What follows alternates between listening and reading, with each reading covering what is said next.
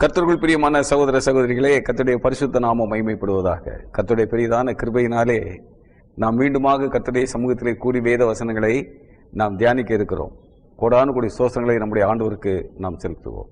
தம்பி price Lord uncle, எப்படி இருக்கீங்க? ஆண்டவருடைய கிருபையால நல்லா இருக்கிறேன். ரொம்ப சந்தோஷம் உங்களை மீண்டும் சந்திச்சதுல. சரி, இன்னைக்கு எனக்கு ஒரு முக்கியமான சந்தேகம் இருக்கு. அதுவும் சந்தேகத்திலும் முக்கியமான சந்தேகமா, அதாவது என்னன்னு பாத்தீங்கன்னா, பில்லி சூனியம்னு அநேகர் சொல்லிக்கிட்டு இருக்காங்க. ஆமா. இப்ப இந்த பில்லி சூனியம் பல பேரை தாக்குதுன்னு கேள்விப்பட்டிருக்கேன். ஆமா. ஆனா மத்தவங்க பில்லி சூனியம் வைக்கும் போது கிறிஸ்தவர்களை தாக்குமா அப்படின்ற கேள்வி என்னுடைய கேள்வி. வேதத்தின் அடிப்படையில் அதை தெளிவுபடுத்திங்கன்னா ரொம்ப உதவியா இருக்கும். இன்னைக்கு அநேகர் கிறிஸ்தவர்கள்னு சொல்லிட்ட உடனே அவர்களை பேய் பிசாசு அண்டாது, பில்லி சூனியம் அண்டாது அப்படின்னு தப்பா நினைச்சுக்கிட்டு இருக்காங்க. அதுக்கு காரணம் என்னன்னு கேட்டீங்கன்னா, எண்ணாமத்தின் புத்தகம் 23வது அதிகாரத்தில் பிழையாம ஒரு வார்த்தையை சொன்னார். அந்த வார்த்தையின் அடிப்படையில் அவங்க சில காரியங்களுக்கு சொல்றாங்க. எண்ணாமத்தின் புத்தகம் 23வது அதிகாரம் 23வது வசனம் வாசிங்க. எண்ணாகமும் 23வது அதிகாரம் 23வது வசனம். யாக்கோபுக்கு விரோதமான மந்திரவாதம் இல்லை, இஸ்ரவேலுக்கு விரோதமான குறி சொல்லுதலும் இல்லை. தேவன் என்னென்ன செய்தார் என்று கொஞ்ச காலத்திலே யாக்கோபையும் இஸ்ரவேலையும் குறித்து சொல்லப்படும். அதாவது யாக்கோபுக்கு விரோதமான மந்திரவாதம் இல்லை, யாக்கோபுக்கு விரோதமான மந்திரவாதம் இல்லை. அதனால கர்த்தருடைய பிள்ளைகளை மந்திரவாதம் எல்லாம் ஒன்றும் செய்யாது, அவர்களுக்கு விரோதமாக மந்திரவாதம் எல்லாம் கிடையாது அப்படின்னு இன்னைக்கு நிறைய பேர் நினைச்சுக்கிட்டு இருக்காங்க. அது உண்மைதான், அது உண்மைதான். எப்பொழுது அது உண்மையாகும்? நாம் ஆண்டவருக்கு உண்மை உள்ளவர்களாக நாம் ஜீவிக்கும் பொழுது கர்த்தருடைய வேத வசனங்கள் நம்முடைய ஜீவியத்தில் உண்மை உள்ளதாக இருக்கும். இன்னைக்கு அநேகர் என்ன பண்றாங்கன்னா, இதுல உள்ள ஆசீர்வாதங்கள்லாம் எங்களுடையது அப்படிங்கிறாங்க. ஆனா இதுல சொல்லப்பட்டுள்ள கட்டளைகள் நாங்க கீழ்ப்படிய மாட்டோம் அப்படிங்கிறாங்க. எல்லா ஆசீர்வாதங்களுக்கும் ஒவ்வொரு கட்டளைகள் உண்டு. கட்டளைகள் நிபந்தனைகள் இல்லாமல் எந்த ஆசீர்வாதமும் கிடையாது. நமக்கு எப்பொழுது இந்த பில்லி சூனியங்கள்லாம் ஒன்றும் செய்யாது, மந்திரவாதங்கள்லாம் ஒன்றும் செய்யாதுன்னு சொன்னா, நாம் ஆண்டவருக்கு உண்மை உள்ளவர்களாக நடக்கும் பொழுது ஆண்டவர் நமக்கு பாதுகாப்புக்கும் அரணாக இருக்கிறார். நம்மை பாதுகாக்கக்கூடிய அரணாக ஆண்டவர் இருக்கிறார். அப்போ நமக்கு பில்லி சூனியம், மாயம், மந்திரம் எல்லாம் ஒன்றும் செய்யாது. நம்ம கிட்ட வர்றதுக்கே அசுத்தாவிகள்லாம் பயப்படும், அலரும், நம்ம பக்கத்திலே வராது. ஆனால் நாமே ஆண்டவருக்கு விரோதமான காரியங்களை செய்து கொண்டு, நம்ம மாம்சமும் மனசும் விரும்பினவைகளை செய்து கொண்டு நாம் இருந்தால், நம்மிடத்திலே ஆளுகை செய்யக்கூடிய ஆவி எந்த ஆவியாக இருக்கும் தெரியுமா? எபேசியர் நிருபம் 2வது அதிகாரத்தை எடுங்க. 2வது வசனம் வாசிங்க. எபேசியர் 2வது அதிகாரம் 2வது வசனம். அவைகளில் நீங்கள் முற்காலத்திலே இவ்வுலக வழக்கத்திற்கு ஏற்றபடியாகும் கீழ்ப்படியாமின் பிள்ளைகளிடத்தில் இப்பொழுது கிரியை செய்கிற ஆகாயத்து அதிகார பிரபுவாகிய ஆவிக்கேற்றபடியாகவும் நடந்து கொண்டீர்கள். கீழ்ப்படியாமின் பிள்ளைகளிடத்தில் இப்பொழுது யார் அதிகாரம் செய்யறது? ஆகாயத்து பிரபுவாகிய, ஆகாயத்து பிரபுவாகிய அதிகார பிரபு. ஆமா, இப்பொழுது கிரியை செய்கிற ஆகாயத்து அதிகார பிரபு. கீழ்ப்படியாமின் பிள்ளைகளிடத்தில் வேலை செய்வது ஆகாயத்து அதிகார பிரபு. ஆகாயத்து அதிகார பிரபுன்னா அது யாரை குறிக்குது? சாத்தானதான் குறிக்கும், பிசாசு. கீழ்ப்படியாமின் பிள்ளைகள் யாருக்கு கீழ்ப்படியாதவர்கள்? அவர்கள் தேவனுக்கு கீழ்ப்படி, ஆண்டவருக்கு கீழ்ப்படியாதவர்கள். நீங்க, நான் கிறிஸ்தவன், என் பேர் மைக்கேல், என் பேர் மோசே, இதுல எல்லாம் ஒரு பெரிய பியூட்டி என்னன்னு கேட்டீங்கன்னா, முனியாண்டி மோசே. மோசே யாரு? முனியாண்டி மோசே. இந்த கிறிஸ்தவங்களை என்ன பண்ணலாம்? இந்த கிறிஸ்தவங்களை என்ன பண்ணலாம்? ஒண்ணு, அவனுக்கு முனியாண்டின்னு பேர் இருக்குது, அந்த பேர் கூப்பிடுறதுக்கு நல்லா இல்ல தம்பி, அசிங்கமா இருக்குன்னு சொன்னா அந்த முனியாண்டிங்கிறத தூக்கி கழுதைய குப்பை தொட்டில போட்டு மோசேன்னு பேர் வச்சுட்டு போயேன். இல்ல, முனியாண்டியாவே இருந்துட்டு போட்டுமே. 4 பேர் கேட்பான், என்னையா முனியாண்டின்னு பேர் வச்சுக்கிட்டு இயேசுநாதரை வணங்குற, பைபிளை தூக்கிட்டு சர்ச்சுக்கு போறோம்பா, அவன் ஒரு சாட்சியாவது சொல்லுவான்ல. ஏன்னா கேக்குறாங்க, என்னங்க நீங்க சுப்பிரமணியன் பேர் வச்சுக்கிட்டு இயேசுநாதரை பத்தி போதிச்சுக்கிட்டு இருக்கீங்கிறாங்க. அப்ப நம்ம என்ன சொல்றோம்? நம்ம ரட்சிக்கப்பட்ட சாட்சியை சொல்றோம். ஆனா இந்த கிறிஸ்தவங்க என்னன்னா, எனக்கு ஒண்ணுமே புரியல இவன்களை, முனியாண்டி மோசே, ரொம்ப அசிங்கமா இல்ல, அருவருப்பார்ல. இது எல்லாருமே பைபிளை எடுத்தவங்க எல்லாருமே கிறிஸ்தவங்கள் ஆயிட மாட்டாங்க. எனக்கு அநேகர் அப்படிதான் நினைச்சுக்கிட்டு இருக்காங்க, பைபிளை எடுத்தவங்கலாம் கிறிஸ்தவன் அப்படின்னு. பைபிளை எடுத்தவங்கலாம் கிறிஸ்தவன் ஆயிட முடியாது. அப்போ பைபிள் வச்சிருக்கவங்கிட்ட எல்லாம் அசுத்தாவி வராதுன்னு அர்த்தமா? கீழ்ப்படியாமின் பிள்ளைகளை அதிகாரம் செய்வதே அசுத்தாவிதான். பரிசுத்த ஆவி யாருக்குள்ள இருக்கும்? இன்னைக்கு எல்லாரும் சொல்றாங்க, அந்நிய பாஷையின் அடையாளத்தோடு ஆவியின் அபிஷேகம் நாங்கள் பெற்றுக்கொண்டோம் அப்படிங்கிறானுங்க. திருட்டு பயில்க. என்ன சொல்றீங்க? யார் கையில பரிசுத்த ஆவியானவர் வருவார்? ரட்சிக்கப்பட்டவர்களுக்குள்ளே பரிசுத்த ஆவியானவர் இருப்பார், பரிசுத்த ஆவியானவர் வருவார். நீங்க அப்போஸ்தலர் 5வது அதிகாரத்துல 32வது வசனத்தின் பகுதியை படிங்க, இல்ல அந்த வசனத்தை முழுமையாக படிங்களேன். அப்போஸ்தலர் 5:32. அப்போஸ்தலர் 5வது அதிகாரம் 32வது வசனம். இந்த சங்கதிகளை குறித்து நாங்கள் அவருக்கு சாட்சிகளா இருக்கிறோம். தேவன் தமக்கு கீழ்ப்படுகிறவர்களுக்கு தந்தரின பரிசுத்த ஆவியும் சாட்சி என்றார்கள். இல்ல 2 காரியம் சொல்லப்பட்டிருக்கு. நம்ம ஆண்டவருக்கு சாட்சியா ஜீவிக்கிறோமா? நமக்குள்ளே பரிசுத்த ஆவியானவர் பூரணமாக வேலை செய்ய வேண்டும், தங்கியிருக்க வேண்டும், சுதந்திரமாக நமக்குள்ளே அவர் தங்கியிருக்க வேண்டும் என்று சொன்னால் நாம் ஆண்டவருக்கு சாட்சியாக இருக்கிறோமா? இந்த சங்கதிகளை குறித்து நாங்கள் அவருக்கு சாட்சிகளாக இருக்கிறோம்.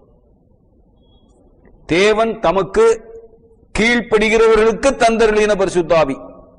நாம தேவனுக்கு கீழ்ப்படியாமல் இருந்துகிட்டு என் பரிசுத்த ஆவி நிறைவா இருக்கு, நான் காலையில் தான் எங்க வீட்டுல உட்காந்துக்கிட்டு ஆவியின் அபிஷேகத்தை வாங்கிக்கிட்டு நான் வந்தேன் அப்படின்னு சொன்னா அதுக்கு என்ன பேரு? பொய்யர்கள். பொய்யர்கள். உங்களுக்குள்ளே பரிசுத்த ஆவியானவர் வந்து வாசம் பண்ண வேண்டும் என்றால் நீங்கள் தேவனுக்கு முழுமையாக கீழ்ப்படிய வேண்டும், தேவனுக்கு கீழ்ப்படிய வேண்டும், வசனத்திற்கு கீழ்ப்படிய வேண்டும். மாம்சமும் மனசும் விரும்புகிறவைகளை செய்யக்கூடாது. நாம் செய்யக்கூடிய காரியங்கள் கர்த்தருக்கு பிரியமான காரியங்களா என்று நம்ம யோசித்து காரியங்களை செய்யணும். நான் இந்த காரியம் செய்யறேன்னா இது என்னுடைய ஆண்டவருக்கு பிரியமா இருக்குமா? ஆண்டவர் வந்து சகலத்தையும் காண்கின்ற தேவன், அவருக்கு மறைவானது ஒன்றும் இல்லை.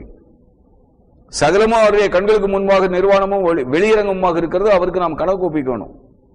அப்ப நம்ம ஒரு காரியத்தை செய்யும் பொழுது யாருமே பார்க்கல, நான் ரகசியத்துல செய்யறேன் அப்படின்னு செஞ்சா பரிசுத்த ஆவியானவர் நம்ம மீது சந்தோஷமாக இருப்பாரா?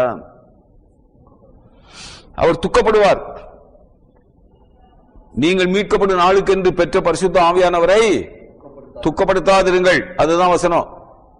அப்ப நம்ம பரிசுத்த ஆவியானவரை துக்கப்படுத்தி கொண்டு நான் ஆவி அபிஷேகம் வாங்கியிருக்கேன், நான் டெய்லி காலையில நான் உட்கார்ந்து அபிஷேகம் வாங்கிக்கிட்டு தான் நான் வெளியே வருவேன், இதெல்லாம் அருவருப்பான வார்த்தைகள். இப்போ கர்த்தருக்கு கீழ்ப்படுகிறவர்களுக்கு கர்த்தர் பரிசுத்த ஆவியை கொடுக்கிறார். ஒன்னு கர்த்தருக்கு சாட்சியாக ஜீவிக்கணும், 2வது கர்த்தருக்கு கீழ்ப்படியணும். இந்த 2 காரியங்கள் இருந்தா மட்டும்தான் அவனிடத்தில் பரிசுத்த ஆவியானவர் இருப்பார்.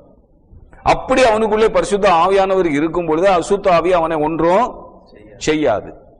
இப்ப சவுலரசருடைய ஜீவியத்தை பற்றி நீங்க பாப்பீங்கன்னா அவருடைய ஆரம்பம் மிக அற்புதமான ஒரு ஆரம்பம். இப்போ அதை விவரிச்சு நான் சொல்லிட்டு இருக்க டைம் பத்தாது, நம்ம சப்ஜெக்டுக்கு போகணும். மிக அற்புதமான ஆரம்பம் சவுல் அரசருடைய ஆரம்பம். ஆனால் ராஜ்யபாரம் அவருக்கு பெறப்பட்டது. ராஜ்யபாரம் பெறப்பட்டதுன்னா அர்த்தம் புரியுது இல்லையா? செட்டில்டுன்னு அர்த்தம். அவர் நல்ல தன்னை ஸ்ட்ராங் பண்ணிக்கிட்டார். அப்போ அவருக்கு வந்தது பாருங்க மண்டகனம். ஒரு மனுஷன் பெரும்பாலுமே நான் அடிக்கடி சொல்லக்கூடிய ஒரு வார்த்தை, ஐஸ்வர்யம் ஒரு மனிதனுக்கு ஆசீர்வாதம் இல்லை. ஐஸ்வர்யம் அநேகருக்கு ஆசீர்வாதமாக இருப்பதற்கு பதிலாக சாபமாக இருக்கிறது, இடரலாக இருக்கிறது. இதெல்லாம் அனுபவிச்சு பார்த்தவங்க சொல்ல உண்மைன்னு சொல்லுவாங்க. இப்ப நான் இந்த வயசு வரைக்கும், இந்த வயசுல நான் இதை சொல்றோம்னா என்னுடைய அனுபவத்தில் எத்தனை பேருக்கு ஐஸ்வர்யம் ஆசீர்வாதமாக இல்லாமல் சாபமாக இருப்பதை நான் பார்த்திருப்பேன். அதை யோசித்து பாருங்க. எல்லாருக்குமே ஐஸ்வர்யம் ஆசீர்வாதமாக இருக்காது. சவுலரசருக்கு அவருடைய ஐஸ்வர்யம் அவருக்கு ஆசீர்வாதமாக இருக்கவில்லை.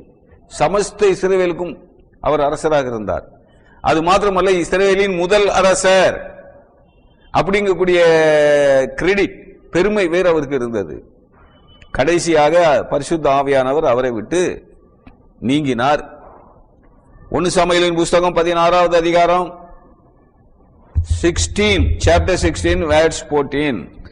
1 சாமுவேல் 16வது அதிகாரம் 14வது வசனம். கர்த்தருடைய ஆவி சவுலை விட்டு நீங்கினார். கர்த்தரால் வரவிடப்பட்ட ஒரு பொல்லாத ஆவி அவனை கலங்க பண்ணி கொண்டிருந்தது. பாருங்க சார், கர்த்தருடைய ஆவி அவரை விட்டு நீங்கி விட்டார். ஏனென்றால் கர்த்தருடைய பரிசுத்த ஆவியானவரை இவர் துக்கப்படுத்தினார். இவர் மாம்சமும் மனசும் விரும்பினவளை செய்துவிட்டு நான் கர்த்தருடைய வார்த்தையை நான் கை கொண்டேன், துணிந்து பல காரியங்களை செய்தார். மாம்சத்திலே துணிந்து பல காரியங்களை செய்தார் சவுல் அரசர். கர்த்தருக்கு கீழ்ப்படியவில்லை. அதனாலே கர்த்தருடைய ஆவியானவர் அவரை அரசராக இராதபடிக்கு புறக்கணித்து விட்டார். புறக்கணித்து விட்டார்னா இப்ப அந்த சிங்காசனத்தில் இன்னொரு ஆள் வந்து உட்கார்ந்துடல. இனி அவனுக்கு அரசன் என்கின்ற என் ஜனத்தை ஆளக்கூடிய இஸ்ரவேலின் ராஜா என்கின்ற கனம் மரியாதையெல்லாம் நான் கொடுக்க மாட்டேன் அப்படின்னு அவர் சொல்லிட்டார். நீங்க 1 சாமுவேல் 15 வசனம் 35 வாசிங்க. 1 சாமுவேல் 15வது அதிகாரம் 35வது வசனம். சவுல் மரணமடையும் நாள் மட்டும் சாமுவேல் அப்புறம் அவனை கண்டு பேசவில்லை. இஸ்ரவேலின் மேல் சவுலை ராஜாவாக்கினதற்காக கர்த்தர் மனசாபப்பட்ட நிமித்தம் சாமுவேல் சவுலுக்காக துக்கித்துக் கொண்டிருந்தான். சவுலை இஸ்ரவேலுக்கு அரசராக ஆக்கினதற்காக கர்த்தர் மனஸ்தாபப்பட்டாராம். சார், இதெல்லாம் சில ரகசியங்கள்லாம் நம்ம வந்து குறுக்கு கேள்வியெல்லாம் கேட்டுக்கிட்டு இருக்க முடியாது. ஏன் சவுல் இப்படிப்பட்டவர் தான், அவர் பின்னால் இப்படி ஆவாருன்னு ஆண்டவருக்கு தெரியாதா? சொல்லுங்க. யூதாஸ் காரியத்துக்கு கர்த்தரை காட்டி கொடுப்பான்னு ஆண்டவருக்கு ஆரம்பம் முதலே தெரியும் இல்லையா? உங்களுக்குன்னு ஒருவன் பிசாசாக இருக்கிறான்னு சொன்னார் இல்லையா ஆரம்பத்திலேயே? அப்ப சவுலை அரசராக்கும் போதே இவன் நேர்மை உள்ளவன் அல்ல, இவன் கொஞ்ச நாளைக்கு ஒழுங்கா இருப்பான், அதுக்கப்புறம் இவன் பிகு பண்ண ஆரம்பிச்சிருவான், காடை காட்ட ஆரம்பிச்சிருவான். அதெல்லாம் ஆண்டவருக்கு தெரியுமா தெரியாதா? தெரியும், தெரியும். ஆனாலும் ஆண்டவர் சவுலை அரசராக்கினார். இப்ப கூட நம்மகிட்ட கூட ஒருத்தர் தசம பார்க்க போதனைக்கோ எதுக்கோ கமெண்ட் சொல்லும் பொழுது பழைய ஏற்பாட்டு சத்தியங்கள்லாம் இப்போ தேவையில்லைன்னு சொன்னா நீ ஏன் பழைய ஏற்பாட்டை கையில் வச்சுக்கிட்டு இருக்கேன்னு ஒருத்தன் கேட்டான். மதியனம் புத்தி இல்லாதவர்கள் இந்த பழைய ஏற்பாடு சத்தியங்கள்லாம் நமக்கு ஏன் எழுதி கொடுக்கப்பட்டு இருக்கிறது? ஏன் இந்த பழைய ஏற்பாட்டை நம்ம கையில ஆண்டவர் கொடுத்து வச்சிருக்கிறாரு? ஒரு படிப்பினைக்காக. 1 கொரிந்தியர் புஸ்தகம் 10வது அதிகாரம் 11வது வசனம். 1 கொரிந்தியர் 10:11. 1 கொரிந்தியர் 10வது அதிகாரம் 11வது வசனம். இவைகள் எல்லாம் திஷ்டாந்தங்களாக அவர்களுக்கு சம்பவித்தது, உலகத்தின் முடிவு காலத்தில் உள்ள நமக்கு எச்சரிப்பு உண்டாகும்படி எழுதப்பட்டும் இருக்கிறது. ஆமா, பழைய ஏற்பாட்டு கால சத்தியங்கள்லாம் நமக்கு உரியது அல்ல. அது சடங்காச்சார கால கட்டம். அந்த சடங்காச்சார காலகட்டத்தில் உள்ளவைகளை இந்த கிருபையின் காலகட்டத்தில் கொண்டு வந்து புகுத்த கூடாதுன்னு நம்ம சொல்றோம்னா புத்தி உள்ளவன் சிந்திப்பான். புத்தி கட்டவன் என்ன கேள்வி கேட்கிறான்? பழைய ஏற்பாட்டு உள்ள சத்தியங்களை எல்லாம் கொண்டாந்து புகுத்த கூடாதுன்னு சொன்னீங்கன்னா நீ பழைய ஏற்பாட்டை ஏன் கையில் வச்சுக்கிட்டு இருக்கேன்னு கேட்கிறான். பழைய ஏற்பாடு எதற்காக எழுதப்பட்டு நம்முடைய கையில் கொடுக்கப்பட்டு இருக்கிறது? படிப்பினைக்காக. சவுல் அரசர், ஆண்டவர் சவுலை அரசராக்கினார். ஆனால் சவுல் அரசர் ஆண்டவருக்கு நன்றி உள்ளவராக நடந்து கொள்ளவில்லை. அவருடைய பதவி ஸ்திரப்பட்ட உடனே தன்னை ஒரு பெரிய மனுஷனாக பாராட்டி கொண்டு கர்த்தருடைய கட்டளைகளுக்கு அவர் கீழ்ப்படியவில்லை. அதனாலே சவுலை அரசராக்கினதை குறித்து ஆண்டவர் மனஸ்தாபப்பட்டார். அருமையான சகோதரனே சகோதரியே, உன்னை ரட்சித்ததை குறித்து கர்த்தர் மகிமைப்படுவாரா? அவர் தன்னுடைய ஆத்மா வருத்தத்தின் பலனை கண்டு திருப்தி ஆகும்படிக்கு. ஏசாயா 53 வாசிக்கிறீங்களா? ஏசாயா 53 12 வாசிங்க. ஏசாயா 53வது அதிகாரம் 11வது வசனம். அவர் தமது ஆத்ம வருத்தத்தின் பலனை கண்டு திருப்தி ஆவார். என் தாசனையாகிய நீதிபரர் தம்மை பற்றும் அறிவினால் அநேகரை நீதிமலாக்குவார். அவருடைய அக்கிரமங்களை தாமே சுமந்து கொள்வார். தன்னுடைய ஆத்ம வருத்தத்தின் பலனை கண்டு அவர் திருப்தி ஆவார். அருமையான சகோதரே சகோதரியே, ஆண்டவருடைய ஆத்ம வருத்தத்தின் பலன் தான் நாம். நம்மளை ரட்சிக்கும்படியாக தானே அவர் தன்னுடைய ஆத்மாவை மரணத்தில் ஊற்றினார். 12வது வசனம் பாருங்க. ஏசாயா 53வது அதிகாரம் 12வது வசனம். அவர் தம்முடைய ஆத்மாவை மரணத்தில் ஊற்றி அக்கிரமக்காரர்கள் ஒருவராக எண்ணப்பட்டு அநேகருடைய பாவத்தை தாமே சுமந்து அக்கிரமக்காரர்கள் வேண்டிக் கொண்டது நிமித்தம் அநேகரை அவருக்கு பங்காக கொடுப்பேன். பாருங்க, அவருடைய ஆத்மாவை மரணத்தில் ஊற்றினார். எதற்காக? நம்முடைய ஆத்மாவை காப்பாற்றுவதற்காக. தேவன் தன்னுடைய ஆத்மாவை மரணத்தில் ஊற்றினார். அந்த மரணத்தில் ஊற்றின அந்த தெய்வம், அவருடைய ஆத்ம வருத்தத்தின் பலனை கண்டு திருப்தியாகும்படியாக. சார், ஆண்டவர் எக்ஸ்பெக்டிங் சம்திங் ஃப்ரம் அஸ். ஆண்டவர் நம்மிடத்திலிருந்து ஏதோ சில காரியங்களை எதிர்பார்க்கிறார். எப்படி தசம பாகம் கொடுத்துடலாமா? தசம பாகம் கொடுத்துட்டா கர்த்தர் திருப்தி அடைஞ்சிருவாரா? சரி, அப்ப சேர்த்து காணிக்கையும் கொடுத்துட்டா? நீ தசம பாகமும் காணிக்கையும் நீ கொடுத்ததுனால பாஸ்டர் திருப்தி அடைவார், அவருடைய குடும்பத்தார் திருப்தி அடைவாங்க. ஆனால் கர்த்தர் திருப்தி அடைவார் என்று கனவு கூட காணாதே. கர்த்தர் உன்னுடைய பொன்னையும் பொருளையும் கேட்கவில்லை, உன்னுடைய ஆஸ்தி ஐஸ்வர்யத்தை அவர் கேட்கவில்லை. தாவீது ராஜா தான் ரொம்ப அற்புதமா சொல்வார்கள், நாங்க வச்சிருக்கிற செல்வம் எல்லாம் நீர் கொடுத்தது ஆண்டவரே, நீர் கொடுத்த செல்வத்தை உம்முடைய ஊழியத்திற்காக நாங்கள் கொடுக்கிறோம், ஆலயம் கட்ட அப்படின்னு தாவீது ராஜா சொல்வார். ஆண்டவரிடத்தில் இல்லாத செல்வமா ஐஸ்வர்யமா? ஆண்டவர் நமக்கு செல்வத்தை ஐஸ்வர்யத்தை கொடுக்கிறார் என்றால் திருடர்களுக்கு துணை போவதற்காக அல்ல. அதை நல்லா நம்ம புரிஞ்சுக்கணும். ஆனா இன்றைக்கு அநேகர் கையிலே செல்வம் வந்த உடனே திருடர்களுக்கு தான் துணை போகிறார்கள். அவர்களை அந்த அளவுக்கு இந்த திருடர்கள் பிரெயின் வாஷ் பண்ணி வைக்கிறாங்க. ஆண்டவர் நம்மிடத்திலே அவருடைய ஆத்ம வருத்தத்தின் பலனை காண வேண்டும் என்று சொல்கிறார் என்று சொன்னால், நாம் ஆண்டவருக்கு எந்த சூழ்நிலையிலும் கீழ்ப்படுகிறவர்களாக இருக்க வேண்டும். நம்முடைய இன்பத்திலும் சரி, நம்முடைய துன்பத்திலும் சரி. தாங்கொண்ணாத வறுமை வருகிறது, அப்பொழுது நீங்கள் என்ன பண்ணுவீர்கள்? ஆண்டவரை தூசிப்பீர்களா? தாங்கொண்ணாத வறுமை வரும் பொழுது நீதிமொழிகளின் புத்தகம் 30வது அதிகாரத்தை எடுங்க. நீதிமொழிகளின் புஸ்தகம் 30வது அதிகாரம் வசனம் 7 இருந்து. நீதிமொழிகள் 30வது அதிகாரம் வசனம் 7 முதல். 2 மனு உம்மிடத்தில் கேட்கிறேன், நான் மரிக்கும் பரியந்தம் அவைகள் எனக்கு மறுக்காமல் தாரும். மாயையும் பொய் வசனிப்பையும் எனக்கு தூரப்படுத்தும். தரித்திரத்தையும் ஐஸ்வர்யத்தையும் எனக்கு கொடாதிருப்பீராக. பாத்தீங்களா? அடுத்த வசனம் படிங்க. நான் பரிபூர்ணம் அடைகிறதுனால் மறுதலித்து கர்த்தர் யார் என்று சொல்லாத படிக்கும். தரித்திரப்படுகிறதுனால் திருடி என் தேவனுடைய நாமத்தை வீணிலே வழங்காத படிக்கும். என் படியை எனக்கு அளந்து என்னை போஷித்தருளும். ஆமா, கர்த்தரிடத்திலே நம்ம கேட்க வேண்டியது, ஆண்டவர் அந்த பரலோக ஜபம்னு நம்ம சொல்றோம் இல்லையா, மாடல் பிரேயர், அதுல என்ன சொல்றாரு? அன்றன்றுள்ள எங்கள் அப்பத்தை எங்களுக்கு தாரும். கர்த்தர் தன்னுடைய பிள்ளைகளை பட்டினி போட மாட்டார். அப்போ நமக்கு அன்றன்றைக்கு உள்ள தேவைகளை ஆண்டவர் கொடுப்பார். அபரிமிதமாக கொடுக்க வேண்டும் என்று சொல்லி நாம் ஆசைப்படக்கூடாது. அபரிமிதமான ஒரு செல்வம், கழுதை மேய்க்க போனவனுக்கு அரசர் பதவி கிடைச்சது. கழுதை தானே தேடி போனாரு.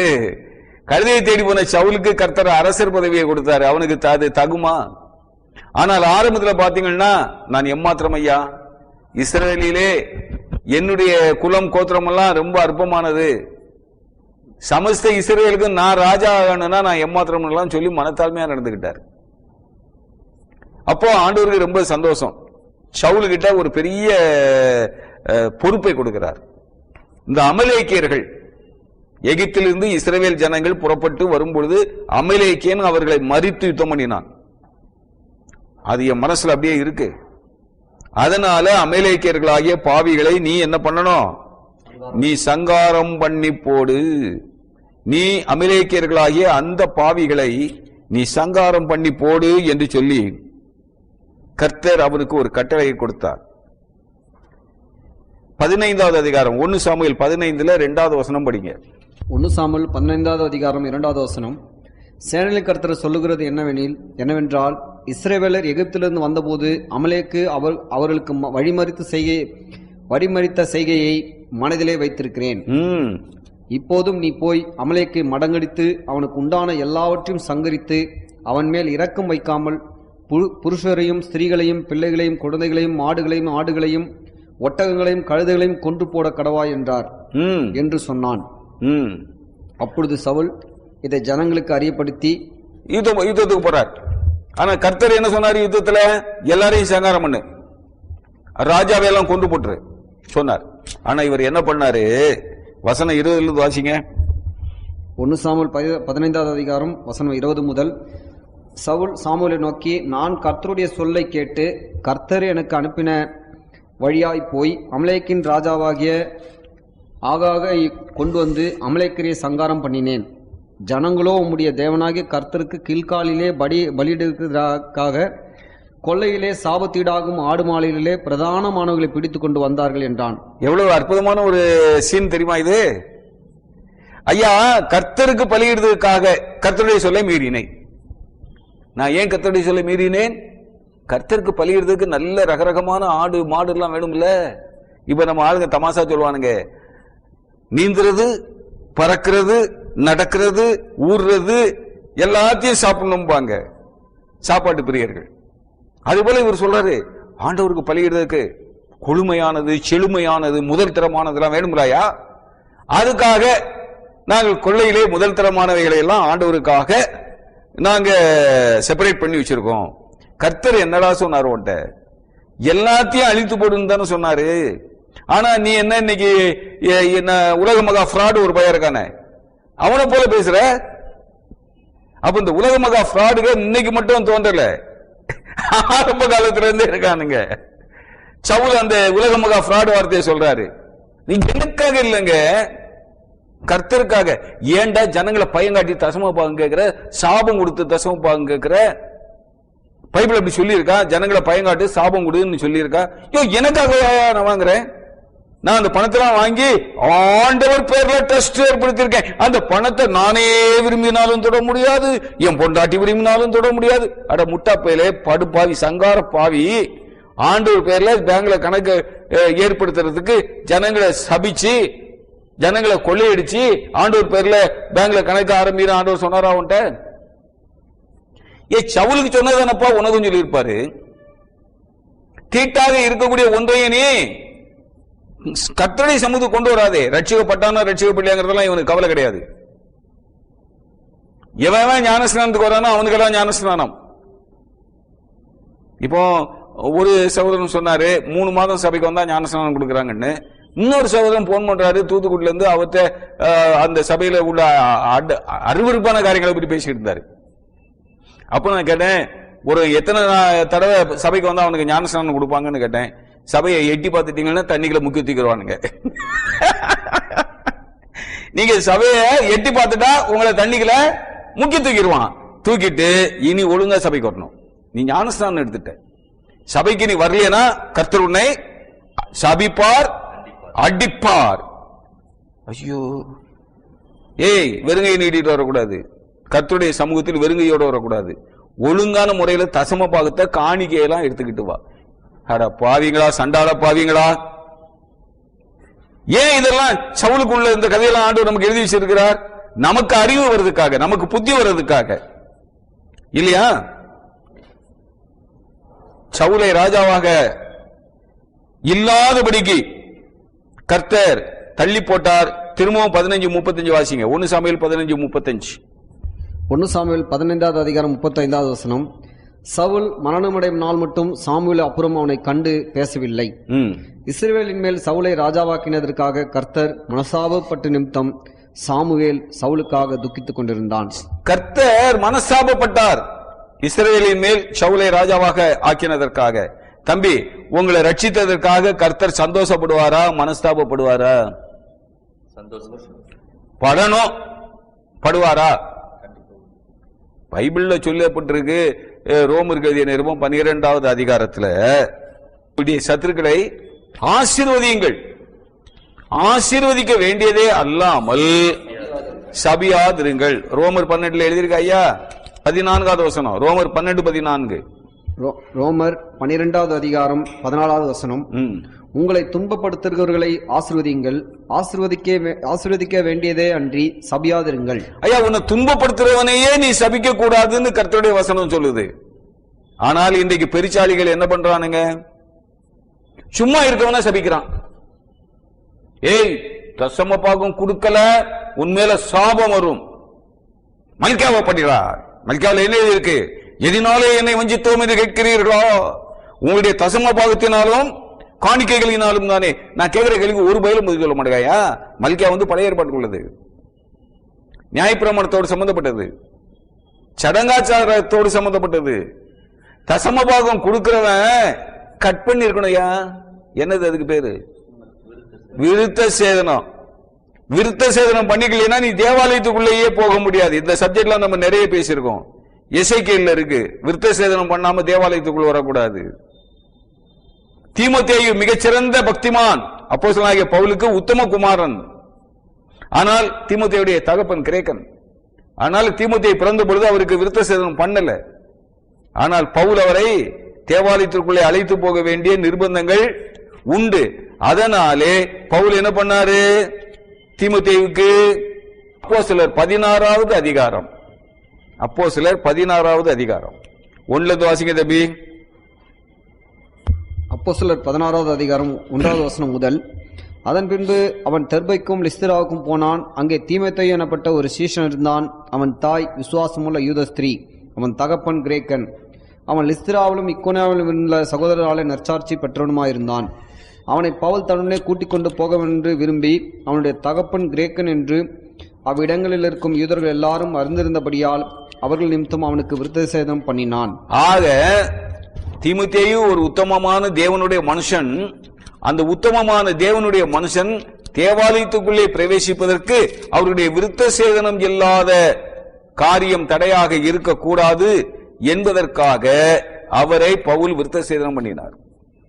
அப்போ ஒரு மனிதனுக்கு சடங்காச்சார காலத்தில் உள்ள கட்டளைகளில் மிக முக்கியமான கட்டளை விருத்த சேதனமா தசம பாகமா? புத்தி உள்ளவன் சிந்திக்க கடவன், புத்தி உள்ளவன் சிந்திக்க கடவன். அவனுக்கு புத்தி இருக்கு. வஞ்சிக்கின்ற ஆவியை கொண்டு வஞ்சிக்கிறான், சாபிக்கிறான், சாபமிடுகிறான், பயப்படுறான்.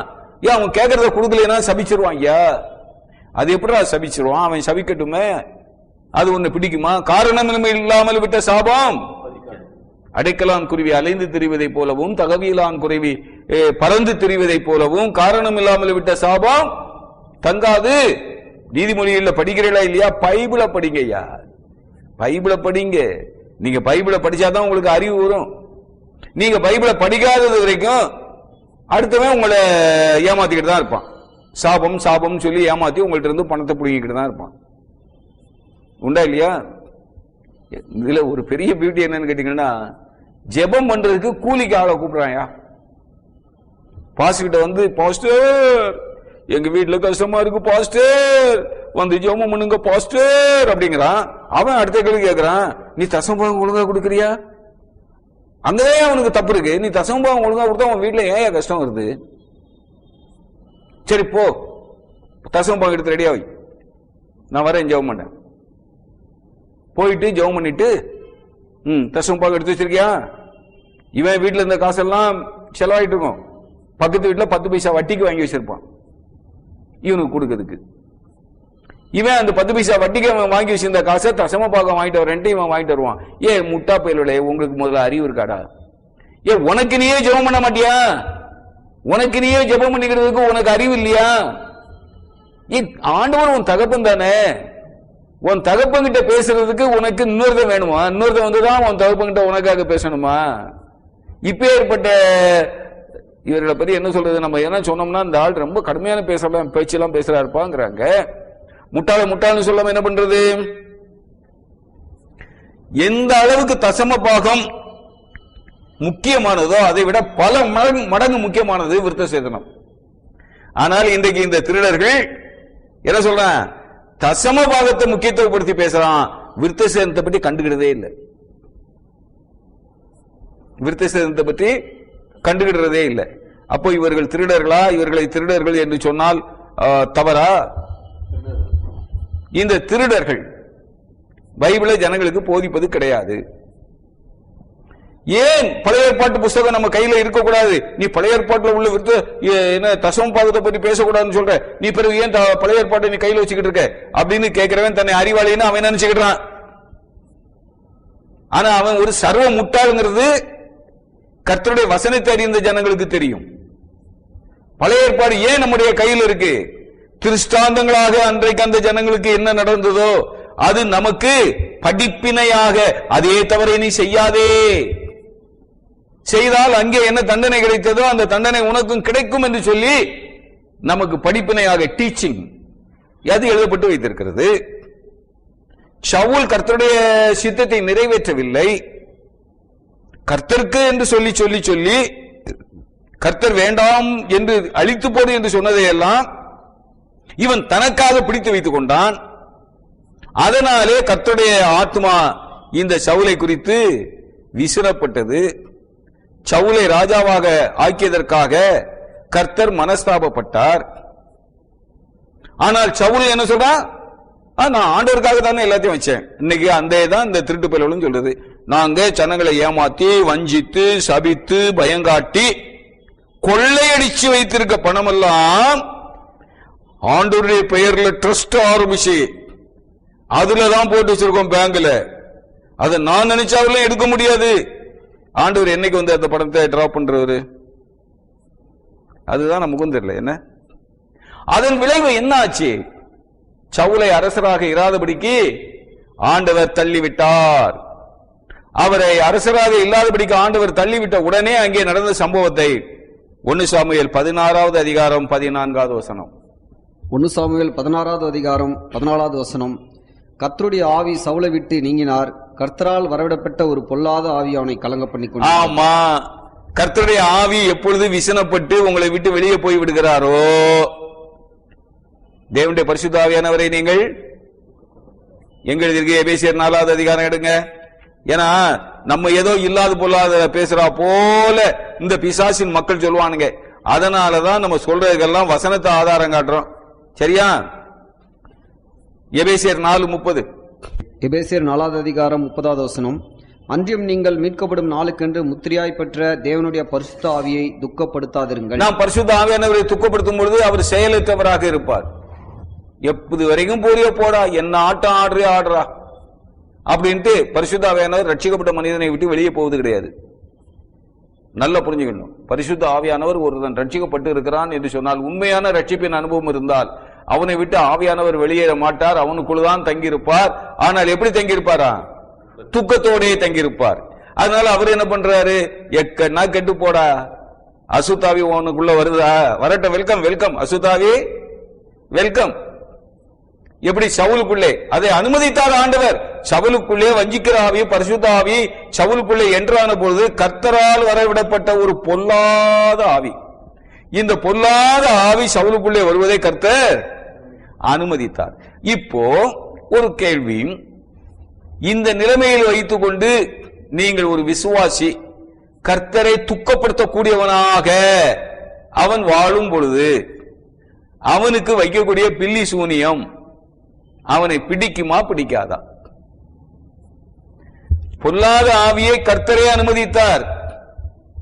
அப்போ சவுலுக்கு பொல்லாத ஆவியை சவுலுக்குள்ளே வருவதற்கு அனுமதித்த கர்த்தர், ரட்சிக்கப்பட்ட ஒருவன் கர்த்தருடைய வார்த்தையை அசட்டை பண்ணி கர்த்தருக்கு கீழ்ப்படியாமல் தன்னுடைய மாம்சமும் மனசும் விரும்பினவைகளை செய்து தேவ கோபாக்கினையை உருவாக்கக்கூடியவனாக இருந்தால் அவனுக்குள்ளே அனுப்பப்படக்கூடிய அசுத்த ஆவியை கர்த்தர் ஏய் எங்க வர அப்படின்னு கேட்பாரா? இல்ல, நான் தாராளமா அவன் உன் அடிமை ஆயிட்டான்பா, உன் அடிமை கிட்ட நீ எப்படி வேணாலும் ஆண்டு அவனை அடிமைப்படுத்தி ஆண்டுக்கோ அப்படின்னு அனுமதிப்பாரா? இப்ப சொல்லுங்க, ஒரு ரட்சிக்கப்பட்ட விசுவாசி கர்த்தருக்கு பிரியமில்லாத காரியத்தை செய்யும் பொழுது பில்லி சூனியம் அவனை பிடிக்குமா பிடிக்காதா? நிச்சயமாக பிடிக்கும். நிச்சயமா பிடிக்கிறது மட்டுமல்ல, அவிசுவாசிக்கு ஏற்படுத்தக்கூடிய தீங்கை போல பல மடங்கு தீங்கை இந்த விசுவாசியாக இருந்து கர்த்தரை அசட்டை பண்ணுகிறானே அவனை பிடிக்கும். மத்தேயு சுவிசேஷ புத்தகம் 12வது அதிகாரம் வசனம் 43 முதல். மத்தேயு 12வது அதிகாரம் 43வது வசனம் முதல். அசுத்த ஆவி ஒரு மனுஷனை விட்டு புறப்படும் போது வறண்ட இடங்களில் அலைந்து இளைப்பாறுதல் தேடியும் கண்டடையாமல் நான் விட்டு வந்த என் வீட்டுக்கு திரும்பி போவேன் என்று சொல்லி அங்கே வந்து அந்த வீடு வெறுமையாகவும் பெருக்கி ஜோடிக்கப்பட்டதாகவும் இருக்க கண்டு திரும்பி போய் தன்னிலும் பொல்லாத வேறு 7 ஆவிகளை தன்னோடு கூட்டிக் கொண்டு வந்து உட்புகுந்து அங்கே குடியிருக்கும். அப்பொழுது அந்த மனுஷனுடைய முன்னிலைமையிலும் அவன் பின்னிலைமை அதிக கேடுள்ளதாயிருக்கும். அவன் ரட்சிக்கப்படுறதுக்கு முன்னாடி ஒரு சொல்ல மாடனை வணங்கிட்டு இருந்தான்னு வச்சுக்கோங்களேன். இப்போ கர்த்தருடைய கிருபையினாலே பரிசுத்த ஆவியானவரால் உணர்த்தப்பட்டு அவன் ரட்சிக்கப்படுறான். அப்போ அந்த சொல்ல மாடன் ஆவி அவனுக்குள்ள இருக்குமா? இருக்காது. அது வெளியே போயிடும். அது வெளியே போயிட்டு சும்மா இருக்குமா? அது சுத்திக்கிட்டே வரும். வெளியே போகுது, அதுக்கு தங்குறதுக்கு சரியான இடம் கிடைக்கல. அந்த உடனே அது அப்படியே சுத்திக்கிட்டே வருது. அப்பப்போ வந்து நம்ம பழைய ஆள் எப்படி இருக்காரு, ஹலோ சௌக்கியமா இருக்கல சார் அப்படின்னு அது அப்பப்போ வந்து விசாரிச்சுக்கிட்டே போகுது. இவன் உண்மை உள்ளவனாக, கர்த்தருக்கு உண்மை உள்ளவனாக இருக்கும் பொழுது வாசல்ல வந்து எட்டி பார்க்கிறப்பவே நமக்காக நியமிக்கப்பட்டிருக்கக்கூடிய தேவ தூதர்கள் என்ன பண்ணுவாங்க, ஒரு அறை இந்த பக்கம் வந்த அவனை செத்த நீ, அது யாருடா, அது கர்த்தருடைய பிள்ளைடா அப்படின்னு அடிச்சு அனுப்பிச்சிருவான். நமக்கு தேவ தூதர்கள் காவலுக்கு இருக்கிறாங்க, தெரியும் இல்லையா? சரி, இப்ப அவன் அப்படியே சுத்திக்கிட்டே வர்றான். இவன் கர்த்தருக்கு விரோதமான பாவம் செஞ்சுக்கிட்டு கர்த்தரை விட்டு விலகி ஜீவிக்கிறான். அப்ப அவன் அப்படி பார்க்க வழியில வாசல்ல அந்த தேவதூதன் இல்ல. இவன் யோசிக்கிறான், என்ன எப்போதும் வாசல்ல ஒரு தேவதூதன் இருப்பான், இன்னைக்கு காணுமே அப்படின்னு யோசிச்சுட்டு போயிடுறான். மறுநாள் வரான், மறுநாளும் தேவதூதன் இல்லை. இப்படி ஒரு 2-3 நாள் பார்க்கறான், தேவதூதன் ஒரு நாளும் அவன் கண்ணில் பட மாட்டேங்கான். அப்போ அவனுக்கு ஒரு தைரியம் வந்தது. சரி வாத்தியாரே, இனிமே நம்ம கைக்குள்ளதான், அவனை காக்கக்கூடிய ஆவி அவனை விட்டு விலகி விட்டது அப்படின்னு சொல்லிக்கிட்டு வீட்டுல வந்து பாக்குறான். உள்ள வந்து பாக்குறான், அழகா சூப்பரா ஜோடிக்கப்பட்டு இருக்கு. உடனே இவன் என்ன பண்றான், நேரே போய் இந்த விழுந்து போன ஆள் இருக்கான் இல்லையா, கர்த்தரை விட்டு விலகி விழுந்து போனான் இல்ல, அவன் இப்ப யாரு கூட ஐக்கியப்பட்டுக்கிட்டு இருக்கான்னு பாக்குறான். இது சொல்ல மாட்டேன், அது மொள்ள மாட்டேன். இவன் யாரு கூட ஐக்கியப்பட்டுக்கிட்டு இருக்கானோ அவன் வணங்குறது மொள்ள மாட்டேன். அந்தவனை இந்த சொல்ல மாட்டேன் என்ன பண்றான், அந்த மொள்ள மாட்டேனையும் கூப்பிடுறான். வாமன் நம்ம உள்ள போலாம். அதுதான் பொல்லாத 7 ஆவி. இப்ப இந்த மனிதனுடைய நிலைமை என்னவா இருக்கும், ரொம்ப கேடு உள்ளதா இருக்கும். முன்னிலைமையிலும் அவனுடைய பின்னிலைமை அதிக கேடு உள்ளதாக இருக்கும். முன்னால இருந்தது, அவன் உள்ளத்தில் இருந்தது ஒரு பிசாசு. இப்ப அவன் கர்த்தரை விட்டு வழி விலகி விழுந்து போன போது, நான் ஓப்பனா என் பாஷையில சொல்லணும்னா, அவன் பெந்தகோஸ்தே சபைக்கு போயிட்டு இயேசு கிறிஸ்துன்னு சொல்லாம ஏச்சு ஏச்சு அப்படிங்கிறான் பாருங்க. அப்பொழுது இவனுக்குள்ளே வரக்கூடியது 7 ஆவி, அசுத்தாவி 7 மடங்கு. நீ முன்னால இருக்கிறப்போ ஒரு அசுத்தாவி, இப்போ விக்கிரகாராதனைக்காரர்களோடு போய் அந்யோனி ஐக்கியம் வச்சுக்கிட்ட பாரு, அது பிசாசுக்கு கொண்டாட்டம். அதனால நான் அடிக்கடி என்னுடைய பிரசங்கத்திலாம் சொல்லுவேன், செப்பரேட்டட் ஃபார் த லார்ட். ஆண்டவருக்காக நீ பிரித்தெடுக்கப்பட்ட ஜீவியம் ஜீவிக்கணும். இல்லா போனால் 1 பேதுருவின் புஸ்தகம் 5வது அதிகாரத்துல அங்கே இந்த பிசாசானவன் என்ன பண்ணுகிறான் என்பதை குறித்து பேதுரு மிக தெளிவாக சொல்லி இருக்கிறார். 1 பேதுரு 5வது அதிகாரம் 8வது வசனம். 1 பேதுரு 5:8. 1 பேதுரு 5வது அதிகாரம் 8வது வசனம். தெளிந்த புத்தியுள்ளவர்களாயிருங்கள், விழித்திருங்கள், ஏனெனில் உங்கள் எதிராளியாகிய பிசாசானவன் கர்ஜிக்கிற சிங்கம் போல எவனை விழுங்கலாமோ என்று வகை தேடி சுற்றித் திரிகிறான். அருமையான சகோதரனே சகோதரியே, இந்த வசனங்கள்லாம் உங்களுக்கு மனதிலே ஒரு எழுப்புதலை கொடுக்கிறதா? நீ கிறிஸ்தவன் சொன்ன உடனே, பைபிளை கையில் வச்சிருக்கிற உடனே நீ பிசாசை வெல்ல முடியாது. நீ பிசாசை வெல்ல வேண்டும் என்று சொன்னால், நீ பிசாசை வெல்ல வேண்டும் என்று சொன்னால் நீ உண்மையாக சத்தியத்திற்கு கீழ்ப்படிய வேண்டும். நீ உண்மையாக சத்தியத்துக்கு கீழ்ப்படியாமல் நான் கிறிஸ்தவன் அப்படின்னு சொல்லி மனமேட்டிமையோடு நீ இருந்து கொண்டு இருந்தால், நடபடிகள் புஸ்தகம், அப்போஸ்தலர் நடபடிகள் புஸ்தகம், அங்கே ஒரு ஆட்களை நாம் பார்க்கிறோம். பவுல் பிரசங்கிக்கிற, இயேசுவினாலே நாங்கள் உனக்கு கட்டளையிடுகிறோம் அப்படின்னு சொன்னான். தேசாந்திரிகளாய் திரிகிற மந்திரவாதி என்னும் ஒரு பிரதான ஆசிரியனாக ஸ்கேவா என்னும் யூதனுடைய குமாரர் 7 பேர் இப்படி செய்தார்கள். அதாவது அப்போஸ்தலர் 19:13 இருந்து வாசிங்க. அப்போஸ்தலர் 19வது அதிகாரம் 13வது வசனம் முதல். அப்பொழுது தேசாந்திரிகளாய் திரிகிற மந்திரவாதிகளாகிய யூதரில் சிலர் பொல்லாத ஆவிகள் பிடித்திருந்தவர்கள் மேல் கர்த்தராகிய இயேசுவின் நாமத்தை சொல்ல துணிந்து, பவுல் பிரசங்கிக்கிற இயேசுவின் பேரில் ஆணையிட்டு உங்களுக்கு கட்டளையிடுகிறோம் என்றார்கள். பிரதான ஆசனாகிய ஸ்கேவா என்னும் ஒரு யூதருடைய குமாரர் 7 பேர் இப்படி செய்தார்கள். பொல்லாத ஆவி அவர்களை நோக்கி, இயேசுவை அறிவேன், பவுலையும் அறிவேன், நீங்கள் யார் என்று சொல்லி பொல்லாத ஆவியுடைய மனுஷன் அவன் மேல் பாய்ந்து பலாத்காரம் பண்ணி அவர்களை மேற்கொள்ள அவர்கள் நிர்வாணிகளும் காயப்பட்டுள்ளமாகி அந்த வீட்டை விட்டு ஓடி போனார்கள். ஐயா, முன்னிலைமை விட பின்னிலைமை எப்படியா இருக்கு? கொஞ்சம் யோசிச்சு பாருங்க. நீ ஆண்டவரை ஏற்றுக்கொண்டேன், நான் கர்த்தருடைய பிள்ளை, நான் ஞானஸ்தானம் பெற்று இருக்கேன் அப்படின்னு சொன்னேன்னா ஆண்டவருடைய நாமத்துக்கு மகிமையா ஜீவி. அப்படி ஆண்டவருடைய நாமத்துக்கு நீ மகிமையா ஜீவிக்கலைன்னா உன்கிட்ட ஏற்கனவே ஒரு அசுத்தாவி இருந்ததுன்னா இப்போ 9 அசுத்தாவி ஒன்னா இருக்கும். ஜாக்கிரதை. அதனால கர்த்தருடைய பிள்ளைகளை பில்லி சூனியம் பாதிக்குமா?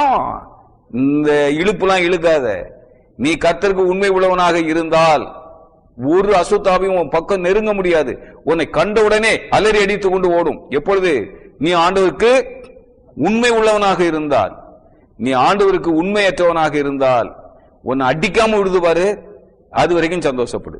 இங்க மந்திரவாதிகளை அடிச்சது இல்லையா, பிசாசு அடிச்சு நிர்வாணிகளாகி விட்டுடுது. அந்த நிலைமைக்கு ஒன்னு ஆக்காத படிக்கு நீ ஜாக்கிரதையாகிரு. அவிசுவாசிகளோடு ஐக்கியம் வைக்காத, துன்மார்க்கர்களோடு கூட ஐக்கியம் வைக்காத. அவிசுவாசிகளோடும் துன்மார்க்கர்களோடும் நீ ஐக்கியம் வைத்துக் கொண்டு ஆண்டவருடைய பரிசுத்த நாமத்திற்கு மகிமை குறைச்சலாக வாழ்ந்தால், யார் வைக்கிற மந்திர சக்தியும், உன்னுடைய சத்துருக்கள் உனக்கு வைக்கிற மந்திர சக்தி அல்லது உன்னுடைய நண்பர்களே உன்மேல் பொறாமைப்பட்டு உனக்கு வைக்கக்கூடிய இந்த பில்லி சூனியம், இவைகளெல்லாம் உன்னை தாக்கும். அதனாலே அருமையான சகோதரனே சகோதரியே, கிறிஸ்தவன் என்கின்ற பெயர் முக்கியம் அல்ல, தசமபாகம் காணிக்கை முக்கியம் அல்ல. உன் உள்ளத்தை கர்த்தருக்கு ஒப்பு கொடுத்து கர்த்தருக்கு உண்மை உள்ளவனாக நீ ஜீவிக்கிறாயா என்பதுதான் முக்கியம். அப்படி ஜீவிக்கும் பொழுதுதான் அசுத்தாவி உன்னிடத்திலே வந்து எந்த விதமான காரியத்தையும் செய்யாது, பில்லி சூனியம் உன்மேல் பலிக்காது. இல்லாவிட்டால் பில்லி சூனியம் உன்மேல் பலிக்கத்தான் செய்யும். என்ன ஐயா, நல்ல தெளிவுபடுத்திட்டீங்க. தெளிஞ்சிட்டீங்களா? பில்லி சூனியம் கிறிஸ்தவர்கள் யாரெல்லாம் ஆண்டவர் மேல உண்மையா பிரியமா முழுமையா ரட்சிக்கப்பட்டாங்களோ அவங்க மேல பில்லி சூனியம் தாக்காதுன்றதை வேதத்தின் அடிப்படையில் எங்களுக்கு ரொம்ப தெளிவுபடுத்திட்டீங்க. ரொம்ப நன்றி. Thank you. Praise the Lord. Thank you.